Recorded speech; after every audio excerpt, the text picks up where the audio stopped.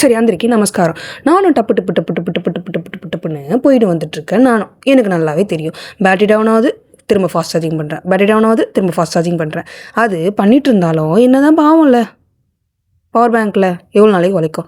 அப்படி இருக்கும் போது டவுன் ஆகிற டைம்லலாம் என்னையை நானே கேட்பேன், கரெக்டாக தான் எல்லாமே பண்ணிகிட்ருக்கோமா, இல்லாட்டி நம்மளை நாமே புஷ் பண்ணிகிட்ருக்கோமா, இல்லை சோம்பேத்தனமாக இருக்கனா, நாம் நினைக்கிற விஷயம் நடக்குமா நடக்காதா, 1008 கேள்வி எழும்பிட்டு தான் இருக்கும். அப்படி இருக்கும் போது நான் என்ன சொல்வேன்னா, நாம் நினைக்கிற விஷயம் என்றைக்காவது ஒரு நாள் நடக்க தான் போகுது. ஆனால் அதுக்காண்டி எஃபோர்ட்ஸு ஏதாவது ஒரு இடத்துல டெய்லி எதுனா ஒன்று சின்ன விஷயமா கூட இருக்கட்டும், ஆனால் நம்ம பண்ணிட்டு தான் இருப்போம்.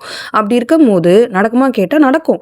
ஆனால் அதை நினச்சி நம்ம இங்கே யாருமே, என்னை உட்பட யாருமே அதுக்கு ப்ரௌடாக ஃபீல் பண்ணுறதில்ல.